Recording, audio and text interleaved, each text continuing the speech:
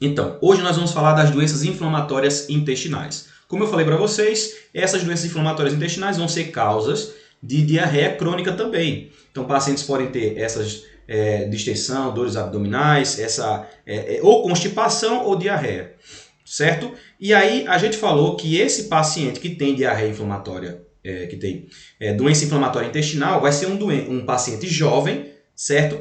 Com esses quadros aí. Esse paciente ele vai ter uma alteração autoimune, vai ter uma predisposição genética e vai ter algum fator ambiental que vai desencadear. Por exemplo, fatores ambientais, a gente tem, por exemplo, o estresse. O estresse é um fator ambiental que desencadeia muito essas doenças inflamatórias intestinais. Então, o estresse é muito importante, certo? Nessa questão. Beleza. Ou então, por exemplo, o uso de algumas substâncias, por exemplo, tabaco, o álcool também, são desencadeantes. E infecções também são desencadeantes, tá? E aí vai desencadear esse fator autoimune por causa desse indivíduo que é geneticamente predisposto. Tá certo? Tem um gene, que aí já é uma coisa específica, que pode aparecer em alguma questão. Como eu tenho uma questão aqui, eu acho que eu coloquei ela, que vai falar sobre isso, para que vocês possam responder, eu vou falar sobre isso. A doença de Crohn, certo? A doença de Crohn, que é uma das doenças que nós vamos falar, dessas inflamatórias intestinais, ela tem relação com uma alteração genética, certo? Do cromossomo 16, tá? Que é o gene IBD1. O gene IBD1 do cromossomo 16 está algumas vezes alterado na doença de Crohn, certo? E aí ele altera a produção de uma proteína que chama NOD2. Mas isso é só um detalhe, só para que você consiga fazer, se tiver aqui a questão, essa questão, tá? Se falar de alteração genética na doença inflamatória intestinal, geralmente vai estar falando da doença de Crohn, certo? Não da retocolite ulcerativa. Beleza, então vamos começar a falar sobre as questões aqui, os prototipos de cada uma das alterações. Vamos começar pela doença de Crohn. Então a gente vai falar de duas doenças hoje. Uma é a doença de Crohn e outra é a retocolite ulcerativa. Tá? Elas têm características distintivas. Tá? Então são pacientes aí que vão estar com alterações do tubo digestivo. Tá? Vão apresentar ou constipação ou diarreia. E vai ser crônica, né? Uma alteração inflamatória crônica. Então a gente vai ter aumento então dos marcadores inflamatórios nessas pessoas. E é como a gente tem essa diarreia inflamatória, então a gente vai ter leucócitos nas fezes. Se a gente tiver uma diarreia que pode ser uma disenteria, né? E a gente vai ter o sangue, o muco e os leucócitos, eles podem aparecer nessas fezes, nessa diarreia, tá? Pode ser uma diarreia aquosa e, em alguns casos, a disenteria também pode aparecer. Então, diarreia inflamatória, uma das causas, principalmente as crônicas, é justamente as doenças inflamatórias intestinais. Beleza? Então, doença de Crohn.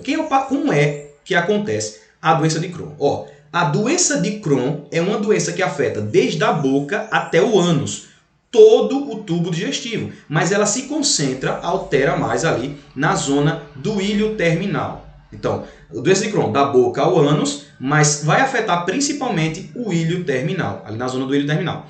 Algumas vezes a gente até pode sentir até um plastron, tá? Uma massa inflamatória na região do ilho terminal, na fossa ilíaca direita, tá? Que a gente pode confundir com como se fosse alguma alteração, por exemplo, uma pancreatite, uma inflamação aí nessa zona, mas na verdade é esse plastron inflamatório, essa condensação inflamatória causada aí, característica da doença de Crohn, tá?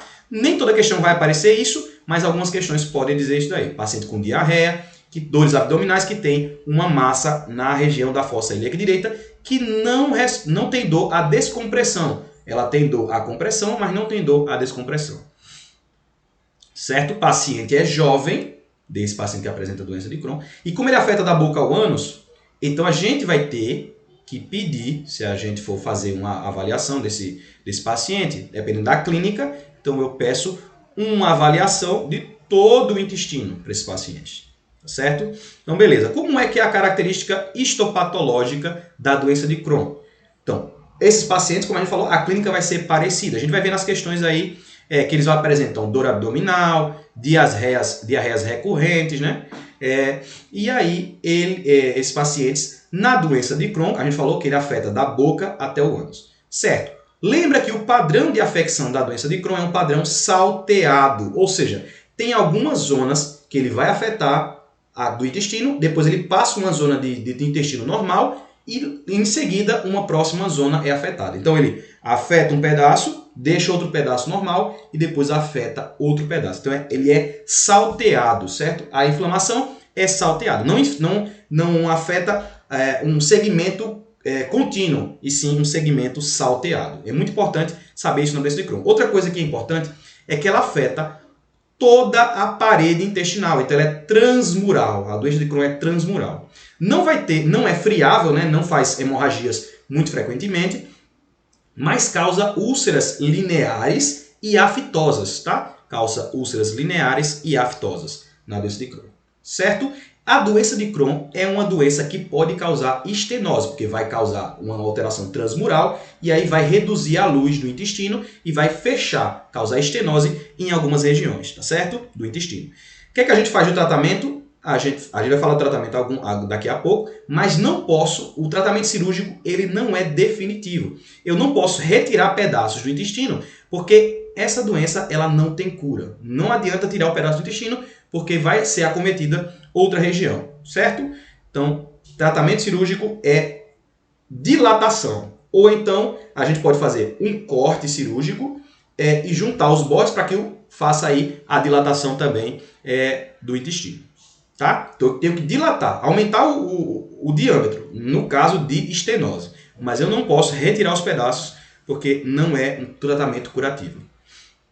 Mas tratamento a gente fala daqui a pouco, tá? O que mais? O que a gente mais tem em relação à doença de Crohn? A gente falou para vocês que ela tem essa relação com a questão genética, né?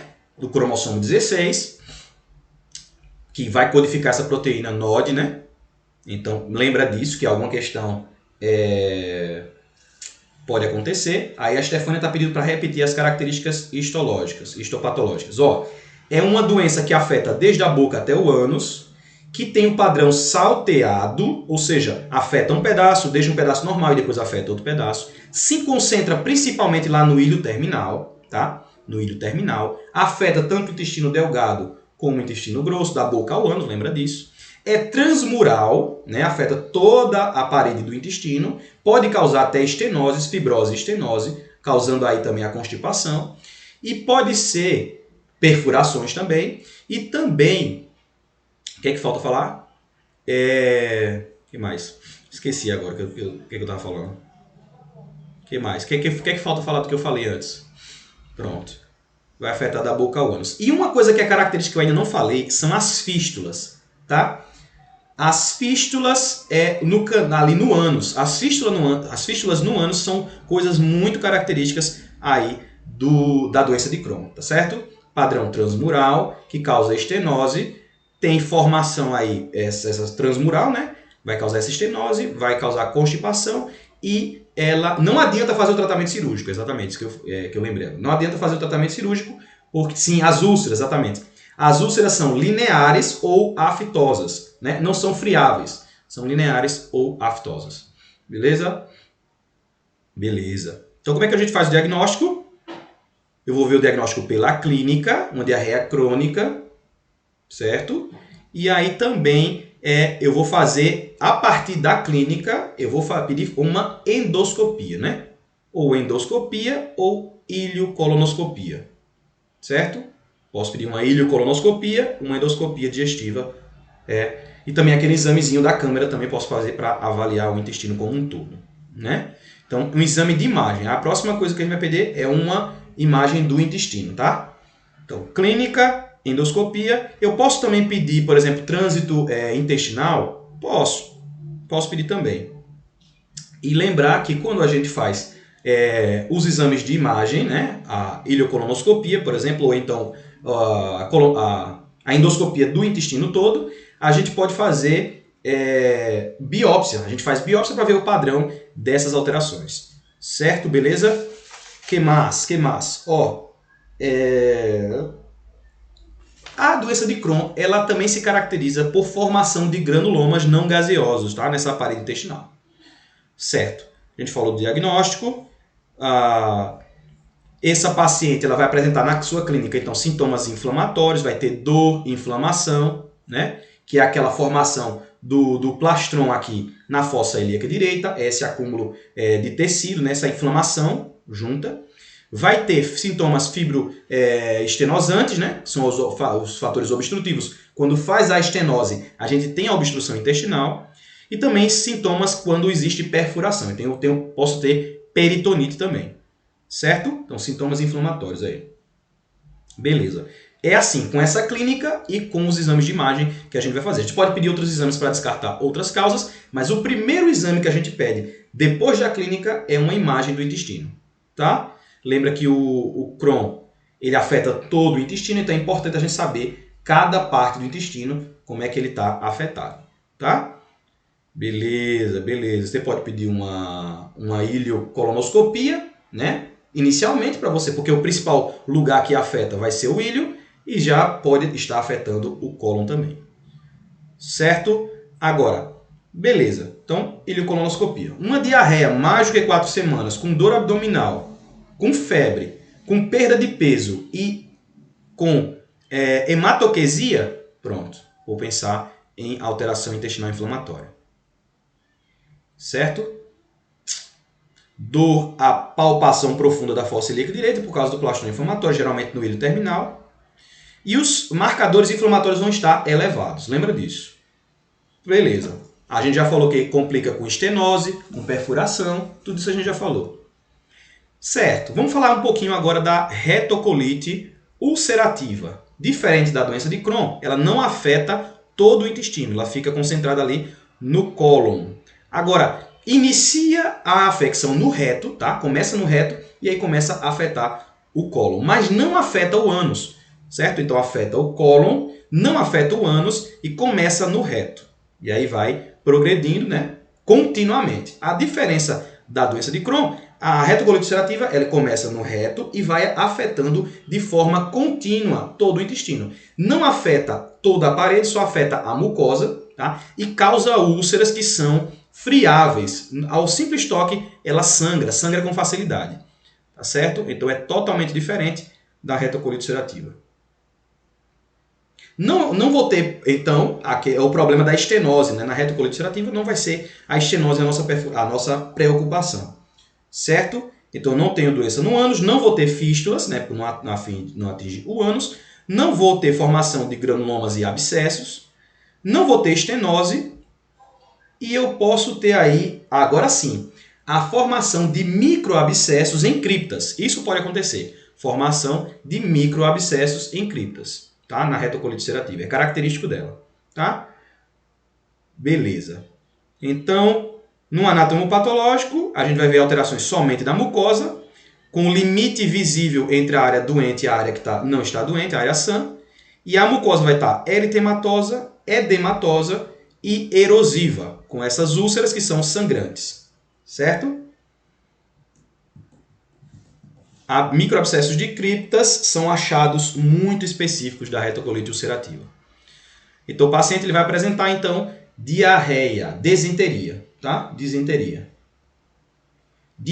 vai ter sangue, muco e pode apresentar também gordura nas fezes por causa dessa, no caso da doença de Crohn, né? No caso da retocolite, como não atinge o intestino delgado, então a gente vai ter sangue e muco nas fezes. No caso da doença de Crohn, a gente apresenta também esteatorreia por causa da alteração na absorção. Em alguns casos, logicamente, né? Depende de onde está sendo afetado, certo? Como atinge o ilho, então a gente vai ter, por exemplo, alteração da absorção de vitamina B12, né? Então, pode ter um síndrome de ato sortivo também por causa disso daí. Beleza, que mais? Complicações da retocolite ulcerativa. Então, por exemplo, o câncer coloretal é uma complicação frequente. No caso, frequente entre aspas, né? Porque a doença inflamatória intestinal já é uma coisa que não é muito frequente. Mas então, a gente tem que sempre se preocupar com a questão da formação do câncer coloretal nesses pacientes que têm doenças inflamatórias intestinais. Outra coisa que pode acontecer é um megacólon tóxico também. Certo? Onde você tem a dilatação do cólon transverso mais do que 6 centímetros. E a gente faz esse exame, por exames de imagens, a gente consegue visualizar. Por exemplo, uma radiografia com o trânsito intestinal, a gente pode ver é esse megacólon tóxico. Certo? O tratamento aí é de emergência, né? A gente tem que dar antibiótico, corticoide e cirúrgico. Tratamento cirúrgico desse megacólon tóxico. Beleza. E tanto na doença de Crohn quanto... Isso. Ela vai do reto em direção ao ilho, não atinge o ilho, né, a retocolite ulcerativa, e ela é contínua, sem atingir o ânus. Tá? Só fica na mucosa, causa hemorragias friáveis, está associado ao câncer coloretal e ao megacólon tóxico, essa dilatação aí do cólon. Certo? Agora, manifestações extraintestinais. É muito comum nas questões ele falar de artrite. Tá? Artrite. E esses pacientes que têm doenças inflamatórias intestinais, eles têm muita relação com as espondiloartrites soronegativas. Tá? Isso é comum dessas alterações. Então, artrite pode acontecer, né? Lumbalgia inflamatória, uveíte anterior, tudo isso aí pode acontecer nessas patologias. Tá certo? Então, vamos falar do tratamento.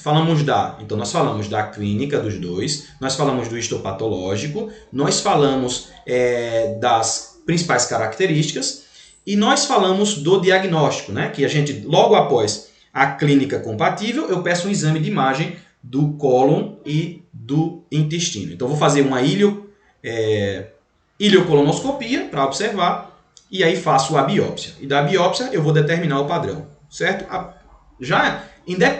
Dependendo do local de afecção, eu já vou diferenciar. Lembra que a retocolite ulcerativa ela não atinge o intestino delgado e a doença de Crohn principalmente afeta o ilho terminal, certo? Mas pode atingir da boca até o ânus. E aí tem as fístulas anais, que são características. Beleza? Como é que é o tratamento, então? O tratamento da retocolite ulcerativa, a gente vai tratar a fase aguda, certo? A gente tem sintomas inflamatórios agudos que vão ter de ser tratados, e aí um tratamento de manutenção após esse tratamento dos sintomas inflamatórios agudos. Então, na fase aguda, o que a gente dá são corticoides, tá? Eu dou os corticoides para poder diminuir essa inflamação. Agora, os corticoides podem ser administrados, por via oral, pode ser a prednisona, pode ser por via intravenosa, que pode ser a hidrocortisona, e pode ser também por enemas de corticoide, por exemplo, enema de budesonida, por exemplo, podem ser administrados dessas três formas, tá? Na fase aguda.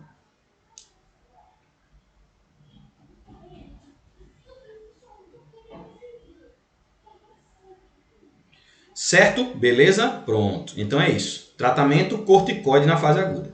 Quando eu faço corticoide que reduz a inflamação para que exista manutenção, então logo após o corticoide eu dou a sulfasalazina ou a mesalazina, tá? Dou essas medicações para poder manter no caso, reduzir a chance de reincidivas, certo? Então, corticoide, depois ou sulfasalazina ou mesalazina.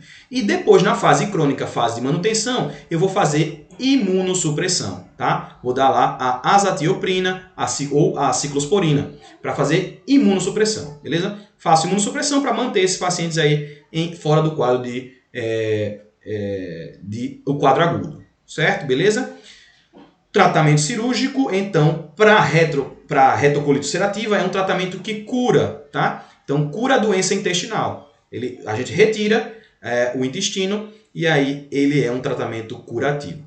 Existe necessidade de tratamento cirúrgico na retocolite ulcerativa quando eu tenho uma complicação, por exemplo, o megacólon tóxico, ou então eu tenho displasia, ou então eu tenho câncer. Aí nessas complicações podem ser feitos tratamento cirúrgico. Mas também em falha do tratamento clínico, medicamentoso, a gente pode fazer uso do tratamento cirúrgico, porque ele é um tratamento curativo. Agora, na retocolite ulcerativa, a gente não tira pedaço de cólon. A gente faz uma proctocolectomia total, tá? Eu faço uma proctocolectomia total. Não é parcial, é total. Faz total e aí no final eu vou pegar lá o ilho e vou fazer uma bolsa em J. Dobro o ilho para fazer um reservatório aí para esse paciente ter vamos dizer assim, um reservatório que vai substituir o reto dele. tá? Então, proctocolectomia total com bolsa ileal em J, certo? Esse é o tratamento cirúrgico que se faz no caso dessas complicações ou no caso de falha do tratamento, certo? Tratamento medicamentoso. Na doença de Crohn, foi observado que a sulfasalacina e a mesalacina, elas não têm efetividade, então não se utilizam. Eu faço somente no quadro agudo o corticoide, que pode ser também nas 3 formas, e no quadro crônico de manutenção eu vou fazer aí também os imunossupressores. E posso fazer uso também do infliximab, que foi observado aí que ele tem uma efetividade aí no quadro crônico também, tá? Imunossupressores e infliximab. Então, azatioprina, ciclosporina, né? A gente faz uso aí. Posso usar também o metotrexato também, não é isso? Beleza. Lembra que o tratamento cirúrgico da doença de Crohn não é curativo, então não se faz ressecção do intestino e nem do cólon, porque a boca a doença atinge da boca ao ânus. Beleza? Então vamos fazer aí as questões agora para você ver como é mamão com açúcar. Vamos lá. Mamão com açúcar. Eu nunca comi mamão com açúcar, mas a gente fala mamão com açúcar, né? Como se fosse fácil. Vamos lá, questões. Eita, faltou colocar aqui. Deixa eu colocar aqui, ó. Questões na bio. Baixem.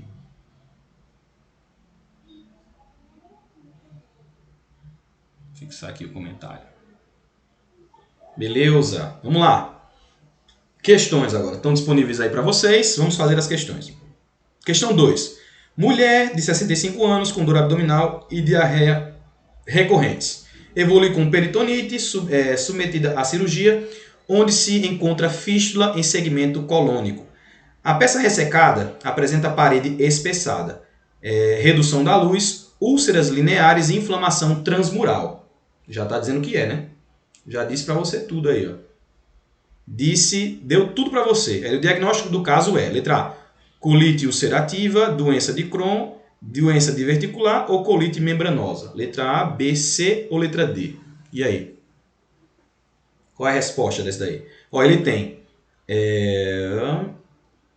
tem peritonite, é uma complicação de uma das duas. A gente falou, né, que causa perfuração. Então ele foi submetido, ele tinha diarreia recorrente e depois essa mulher teve peritonite. Quando teve peritonite, aí você fez a biópsia lá, que você viu a luz reduzida, a redução da luz, e você viu úlceras lineares e inflamação transmural. O que é isso aí? Doença de Crohn, né? Letra B. Fácil demais, meu Deus. Ó, 13. Mulher, 17 anos, relata dor abdominal e episódios de diarreia com muco há 3 meses e saída de secreção pela região perineal há 2 meses. Exame físico, descorada, 2 cruzes em 4, IMC de 17, está baixo, né? Tá emagrecida. Abdômen levemente distendido e doloroso a palpação da fossa ilíaca direita. É o que a gente falou, né? Característico de Crohn também. Descompressão brusca indolor. Então ele tem a dor, a compressão, mas não tem a descompressão. Aí ele viu, né? O abdômen distendido e dor em fossa ilíaca. Inspeção perianal, orifício fistuloso perianal e outro no introito vaginal com descarga purulenta. Infecção. Inspeção dinâmica e toque retal sem alterações. A hipótese diagnóstica e os exames complementares indicados são: letra A, Crohn, trânsito intestinal e ileocolonoscopia. Letra B, Crohn, tempo de trânsito cólico e ileocolonoscopia. Letra C, retocolite ulcerativa, ressonância magnética da pelve e ileocolonoscopia. Letra D, retocolite ulcerativa, trânsito intestinal e colonoscopia. E aí, qual é a resposta correta da 13? Qual é a resposta da 13? O que é que a gente falou da doença? Ó, isso aí é ele tem, dor em fossa ilíaca direita, ou seja, na região do ilho terminal, que é a compressão, mas não a descompressão. Beleza. E vai ter fístulas, e tem fístulas. Paciente jovem, mulher que tem essas características, eu vou pensar em doença de Crohn. Se é doença de Crohn, eu tenho que fazer um trânsito intestinal. Não posso fazer só um trânsito do cólon, porque a afecção é da boca ao ânus. E aí eu faço a ileocolonoscopia. Resposta, letra A. Fácil demais. 56. Diz assim, ó. Marque verdadeiro ou falso e depois escolha a alternativa correta, considerando as alternativas assinaladas de baixo para cima. Em relação ao diagnóstico diferencial de retocolite ulcerativa, inespecífica e doença de Crohn, é correto afirmar que, primeira, a retocolite ulcerativa sempre acomete o reto, mas não causa doença perianal. Segunda, a doença de Crohn frequentemente acomete o reto e causa doença perianal. Então, a primeira, ela está dizendo que a retocolite ulcerativa acomete o reto, mas não o ânus. Está verdadeiro. Então, é verdadeira a primeira. A segunda diz que a doença de Crohn frequentemente acomete o reto e causa doença perianal. Está certo também. Então, verdadeiro, verdadeiro. A terceira diz que a doença de Crohn raramente promove acometimento transmural. Está falso, né? A doença de Crohn, ela acomete de forma transmural. Então, está falso. E a última, cadê, Breno? Está na terceira, né? A quarta diz que a retocolite ulcerativa frequentemente promove acometimento transmural. Está falso. Quem faz transmural é a doença de Crohn. E a última está dizendo que na retocolite não acontecem úlceras aftosas na mucosa do trato digestivo. Acontecem úlceras sangrantes, né? Então, vou dizer que está verdadeiro. Tá? Então, vamos ver qual seria a alternativa. Seria a letra B, né? Verdadeiro, verdadeiro, falso, falso, verdadeiro. Letra B. Tá? Essa questão tá meio... Essa última tá meio mais ou menos. Não sei se não acontecem úlceras aftosas, né? Ela afeta a mucosa e tem úlceras principalmente sangrantes. Mas dizer que não fazem úlceras aftosas, vamos considerar certo, porque não é a característica dela, seria da doença de Crohn. Mas tá meio... Não é legal falar assim, né? É melhor dizer, fazem úlceras sangrantes, do que dizer, não fazem úlceras aftosas. Esse dado tá meio obscuro aí, né? Eles fazem úlceras sangrantes. Agora, se não fazem aftosas, aí já é outra coisa. As aftosas são características da doença de Crohn, né? Como não tem outra possibilidade, então vou dizer que é verdadeiro. Né? Mas não concordo muito não em falar dessa forma, tá? Eu prefiro falar que ela faz úlceras sangrantes, mas não faz úlcera aftosa, eu acho que... Não sei se vocês me entenderam, mas, na minha opinião, eu acho melhor falar dessa forma. A questão do revalida. 2017, inclusive. Vamos ver aqui, revalida como é. Um homem com 18 anos de idade é encaminhado à consulta no ambulatório de medicina interna por estar com diarreia há mais de 4 semanas, acompanhado de dor abdominal. Diarreia há mais de 4 semanas, há mais de um mês, acompanhado de dor abdominal. Diarreia crônica, que tem febre intermitente, tem perda de peso e tem hematoquesia. Isso aí é a doença inflamatória intestinal. Agora falta saber qual é. Ao exame físico, o paciente mostra-se emagrecido e sente dor à palpação profunda da fossa ilíaca direita, onde uma massa abdominal é palpada. Então, por enquanto, Crohn, né? Apresenta resultado do hemograma realizado na unidade básica de saúde com hematócrito de 36%. O valor de referência de 39 a 49. Sem leucocitose. Certo? Então, tem o hematócrito baixo. Sendo a velocidade de hemocena 30. Na primeira hora. O normal, como eu falei, na primeira hora é 15 e aí cerca de 20 na segunda hora. Então, está alterado, está aumentado. O resultado do exame parasitológico de fezes é negativo. Então, fez parasitológico, não tem verme. Nessa situação, qual deve ser o próximo exame a ser solicitado ao paciente? Letra A, colonoscopia. Letra B, enema baritado. Letra C, ultrassonografia de abdômen. Letra D, pesquisa de anticorpo, antidomício e antigliadina. E aí? Nesse paciente de 18 anos, o que é que a gente vai pedir? Letra A, B, C ou letra D? Coloca aí 32 e coloca a resposta. A, B, C, D, qual? Letra A, a Stefânia colocou letra A. Também Israel colocou letra A. Pronto, é isso aí. Colonoscopia. Na verdade, ileocolonoscopia, né? Letra A. Certo. 32, letra A. Próxima. Muito bem. Vamos ver aqui. Da USP agora de Ribeirão Preto. Quem vai fazer USP, eu sou um deles. Vamos ver aqui o que é que está pedindo. Um homem de 28 anos relata aumento da frequência e diminuição da consistência das evacuações há 4 meses. Refere que há um mês, cólicas abdominais, fezes amolecidas, com sangue e muco, em torno de 10 evacuações diárias. Certo? Com tenesmo, evacuações noturnas e febre não aferida, com artralgias em joelho e tornozelo direito. Sem limitação da amplitude do movimento. Perdeu 6 quilos nesse período. Então ele tem, diminuição da consistência das evacuações há 4 meses é crônica. Certo? E há um mês tem cólicas, fezes amolecidas com sangue e muco. Tem disenteria há um mês. Difícil ter isso tudo, né? 10 evacuações diárias. Tem tenesmo. e evacuações noturnas. Ó, febre não aferida, tá vendo? Tem artralgias em joelho e tornozelo direito, sem limitação da plenitude do movimento. Tem manifestações extraintestinais. Perdeu peso, abdômen difusamente doloroso, ruídos hidroaéreos presentes, descompressão brusca indolor. Pressão arterial de 116 por 60, frequência cardíaca de 110, ataque cardíaco, discreta hiperemia e aumento da temperatura em joelho e tornozelo direito, sem sinais de derrame articular. Exame perianal sem alterações. Então não tem alteração no ânus. Já falou alguma coisa pra gente, né? Toque retal doloroso, tem alteração no reto. Sem sangue na luva, sem massas palpáveis. Exame laboratorial, hemoglobina de 10,5, tá baixo.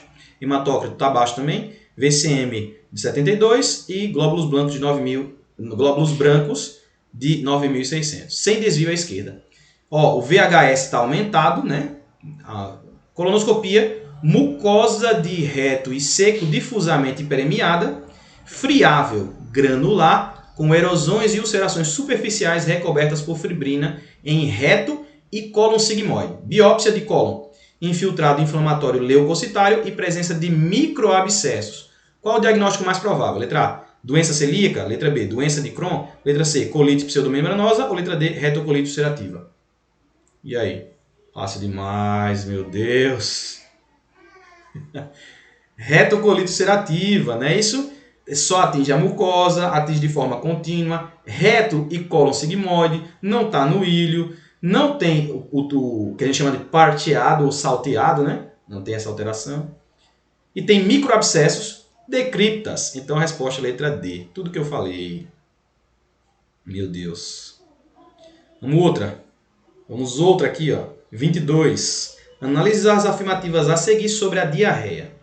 1. A associação de lesões aftosas na boca com lesões anais e perianais pode sugerir a presença de doença de Crohn.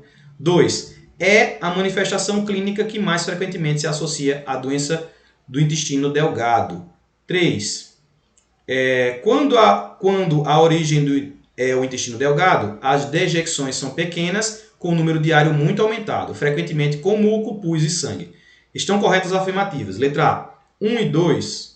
B, 1 e 3. C, 2 e 3. Ou D, 1, 2 e 3. Qual é a resposta correta? Coloca 22 e coloca a resposta. E aí? Qual é a resposta correta? Letra A, B, C ou letra D? Ele quer saber sobre a diarreia. E aí disse que se tem lesão aftosa na boca e lesões anais e perianais, sugere doença de Crohn. Se a 2 diz que é uma manifestação clínica mais frequente associada a doenças do intestino delgado, a diarreia. Diz que 3, que quando tem origem no intestino delgado, são pequenas dejeções com um número diário muito aumentado e com muco e pus e sangue. Então a errada é a 3, a 3 está errada. Só é a 1 e a 2 que está certa. Letra A, 1 e 2. Certo? Beleza? Meu Deus. Vamos lá. Ó, essa é boa, hein? Veja as imagens aí, ó. 27 anos, gênero feminino, balconista, relata diarreia intermitente há 6 meses. Ó, com diarreia há 6 meses. Geralmente precedidas de cólicas. Há cerca de 1 ano, notou lesões nodulares nas regiões pré-tibiais direita e esquerda. Foi realizada tomografia computadorizada, que pode ser vista a seguir. Vamos ver essas imagens. Ó. De um lado, a gente tem eritema nodoso, né? Esses nódulos subcutâneos aí, na região aí das pernas. E aqui, a gente tem uma afecção. A gente tem uma afecção aqui do intestino, né? A gente está vendo aqui a pelve, ó. Como se fosse um encurtamento aqui, né? E aí, como se fosse uma bola aí nesse intestino. Tá? Aqui está do lado direito, né? Do lado direito, a gente está vendo isso aqui. Né? E ele diz aqui, ó, um dado que eu tenho para falar para vocês. Ó. Em dosagens de ASCA, foi positivo. E PANCA foi negativo. Em relação a esse caso, assinale a alternativa correta. Ó, dosagem de ASCA foi positivo e PANCA negativo. Assim, ó. Veja. Observe. Esses dois anticorpos eles servem para diferenciar também uma das outras formas, para diferenciar a retocolite ulcerativa e a doença de Crohn. Quando o ASCA é positivo, a gente vai ter doença de Crohn. E o ASCA vai ser positivo e o P-ANCA vai ser negativo. Quando eu tenho o P-ANCA positivo, vai ser retocolite ulcerativa. Aí como é que eu sei, eu memorizo? Eu memorizo assim, ó. Eu sei que eu tenho lá nas vasculites, lembra das vasculites lá? Que tinha 3 vasculites que eram ANCA positivo, não era? A granulomatose de Wegener, a poliangeite microscópica e a como é? Esqueci, Sturge-Gauss, né? A terceira lá. Esqueci o nome dela certo, mas eu lembrei do epônimo. Essas 3, as 3, elas têm ANCA positivo. A Wegener, ela tem C-ANCA positivo e as outras 2 têm P-ANCA positivo. Aí o que eu associo? A retocolite ulcerativa, ela tem P-ANCA positivo. Por quê? Eu penso assim, ó, é um jeito muito difícil de pensar. Eu acho que você pode ter Churg-Strauss. E você pode ter um jeito mais fácil. Mas eu penso assim, ó, vasculite, sangue, a retocolite ulcerativa, ela sangra. Então ela tem o P-ANCA positivo, o ANCA positivo, porque vasculite, sangue, sangra. Então, a que sangra é retocolite ulcerativa. E a Crohn vai ter o ASCA, porque não é o ANCA. Eu penso assim, me ajuda a memorizar. Não sei se vai ajudar você, tá? Mas me ajuda a memorizar. Pode ser um jeito difícil de aprender, mas me ajuda, tá? Mas a ANCA positiva vai ser a retocolite ulcerativa. E a ASCA positiva vai ser a doença de Crohn. Como essa aqui foi ASCA positiva, no lado direito tá, ali tem uma formação, uma massa, né? E também tem estenose, né? Ali na região do ilho terminal. A gente tem aqui como se fosse um plastron, né? Uma massa no ilho terminal, né? E a gente tem o ASCA positivo, eu vou dizer que é a doença de Crohn aqui, né? E tem o eritema nodoso, que pode estar associado às duas, tá? Então eu tenho diarreia num paciente jovem, há 6 meses, com os eritemas nodosos, né? Nódulos nas regiões pré-tibiais, e com ASCA positivo. Se é ASCA positivo, é doença de Crohn, tá? Então vamos ver qual é a resposta. A dosagem de ASCA e P-ANCA diz que é retocolite ulcerativa? Não. As indicações cirúrgicas nessa doença são geralmente devido às complicações. Tá certo, né? As lesões dos membros inferiores não têm relação com a doença vista ATC, já que é precedida de 6 meses. Está errado, tem relação sim. E letra D, não há evidência de neoplasia maligna ATC e não é de se esperar que ocorra tal associação. Está errado. Errado. Acontece sim. Pode ter neoplasia maligna sim. Então a resposta é a letra B. Não sei se vai ajudar você a minha regra, mas é assim que eu memorizo, né? Mas dificilzinho, mas lembra das vasculites. Não sei se vai ajudar, tá? Um colega meu disse que não ajuda em nada não, essa regra não. Eu não encontrei outra. Se vocês quiserem fazer uma de vocês, a minha eu penso assim. Vasculite é ANCA positivo. Sangra, e a que sangra é retocolite. Então, retocolite vai ter o ANCA positivo. E a ASCA positivo vai ser a de Crohn. É ruim, horrível também, mas fui eu que inventei, tá? É minha cria essa daí. Mas, não sei. Vamos 18. A 18 diz assim, ó. Em relação à retocolite ulcerativa, assinale a alternativa incorreta. Letra A. A colectomia total promove regressão das manifestações extraintestinais. Letra B. A principal responsável pelo tratamento cirúrgico é a intratabilidade clínica. Letra C. Entre as manifestações extraintestinais, as articulares são as mais frequentes. E letra D. O câncer é uma complicação relativamente frequente. E aí, qual é o correto? Qual é o incorreto? Letra A, B, C ou letra D? Ele quer saber o incorreto. Incorreto é letra A, letra B, letra C ou letra D? Tá fácil as questões, pelo amor de Deus. Já estou até agoniado. Não teve uma dificilzinha? Ele quer saber a errada, viu? Não é a certa, não, é a errada. Vamos ver aqui, vamos fazer de baixo para cima. O câncer é uma complicação relativamente frequente? Beleza, certo. Letra C. Entre as manifestações extraintestinais, as articulares são as mais frequentes? Certo, beleza. Letra B. A principal responsável pelo tratamento cirúrgico é a intratabilidade clínica? Sim. Né? A gente falou que o tratamento da retocolite ulcerativa pode ser cirúrgico quando não não é tratável clinicamente e quando tem complicações. Então, Então são as duas causas. Então a principal causa é a intratabilidade clínica, tá certo, letra B. E a errada é a letra A, né? Porque a calectomia total não faz regressão das doenças extraintestinais, das alterações extraintestinais, não tem nada a ver. Você vai continuar tendo eritema nodoso, artrite, tudo isso daí. Lembra que é uma doença inflamatória autoimune de causa genética, né? Autoimune, genética e inflamatória. Então, vai estar associado com manifestações extraarticulares. A gente até deveria estudar isso aqui em reumatologia, né? Tem tudo de reumatologia. 24.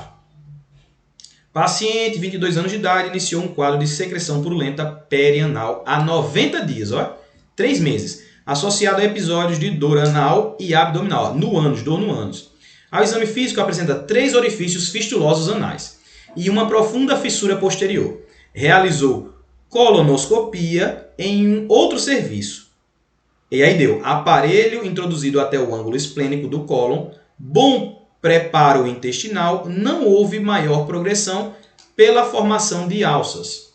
Presença de processo inflamatório intenso em todo o reto, mucosa de descendente e sigmoide. Apresentam aspecto normal. Conclusão, retocolite ulcerativa com atividade intensa. Certo? Foi ele disse pra gente, né? Retocolite ulcerativa, só atingiu a mucosa do reto. Sobre o caso acima, pode-se afirmar, exceto que, eu não vou dizer nada, porque eu vou dizer depois que vocês responderem. Letra A. Deve-se descartar pela anamnese, exames físicos e laboratório a presença de doenças infecto-contagiosas que poderiam justificar proctite severa e fistulização anal. Letra B.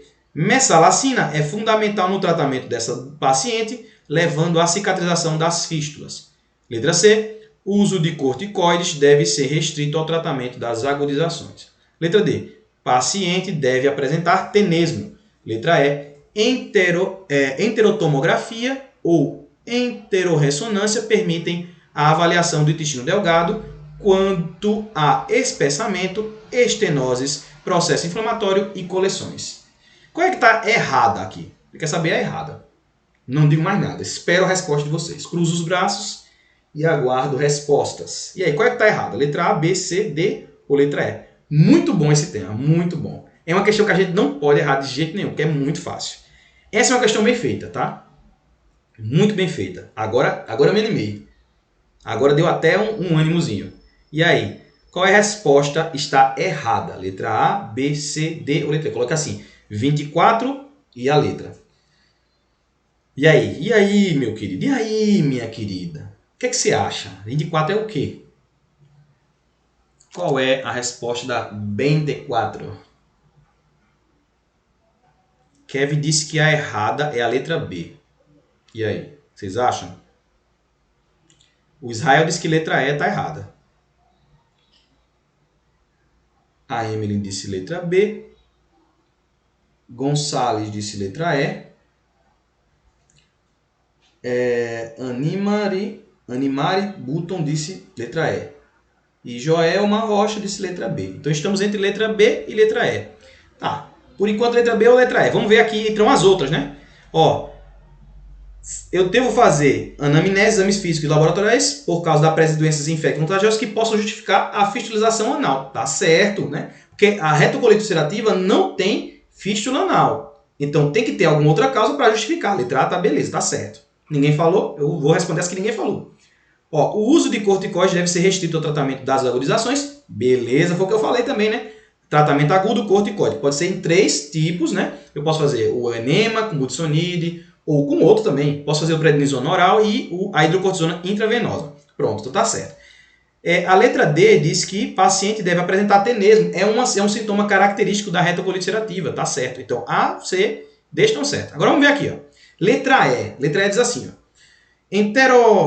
Enterotomografia ou enterorressonância permite a avaliação do intestino delgado, tá certo, né?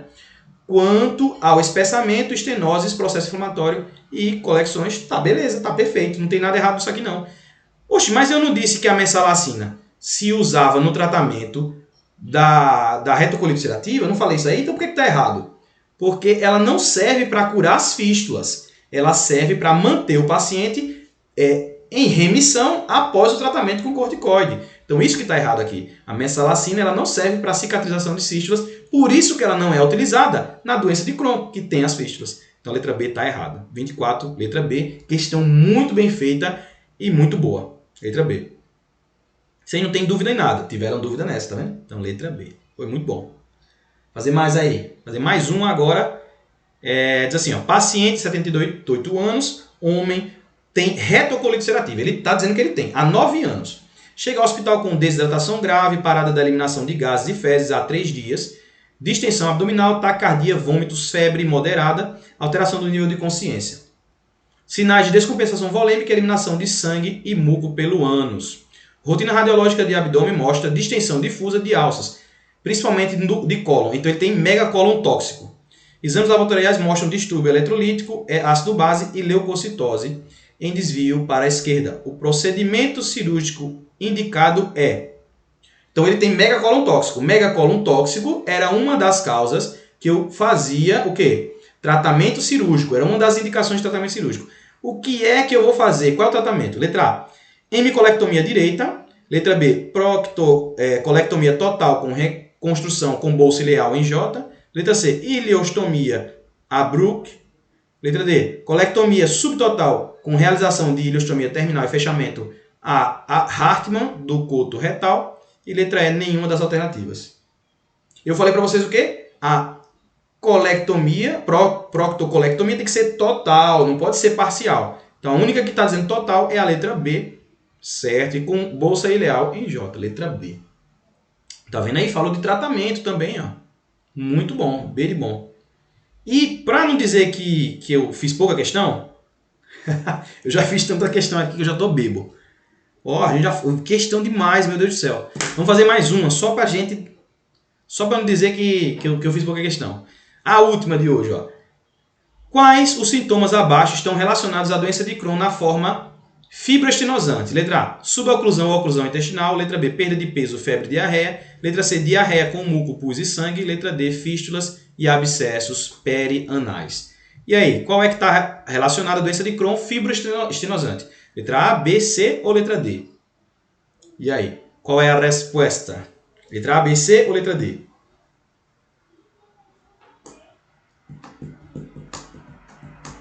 Muito bem, suboclusão e oclusão intestinal, letra A, 39, letra A.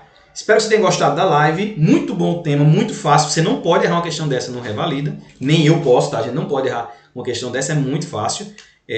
Só precisa saber, você viu aí as características diferenciais e saber o tratamento de cada um deles. Muito fácil, não tem nenhuma dificuldade. Vou deixar aí para você 9 questões para você responder aí de brinde e até às 17 horas. Hoje às 17 horas vai ser uma live compartilhada em todos os grupos, tá? Tanto os grupos iniciais, o grupo 1, 2, 3, 4, 5, 6. Então o que eu espero é que a live esteja topada de gente, né? Porque é um assunto que não foi dado a ninguém, tá? Hoje o assunto é pediatria, mais tarde, tá? Módulo 1 de pediatria e a gente vai revisar tudo do importante sobre a parte de neonatologia. Beleza? Até mais tarde. Tchauzinho para vocês. Até a próxima live. E você que está no YouTube, não esquece de curtir e compartilhar esse vídeo, deixar aqui seu comentário, porque isso ajuda na divulgação do vídeo, tá? Muito obrigado por ter assistido e até o próximo vídeo, né? Espero que você tenha gostado. Até mais.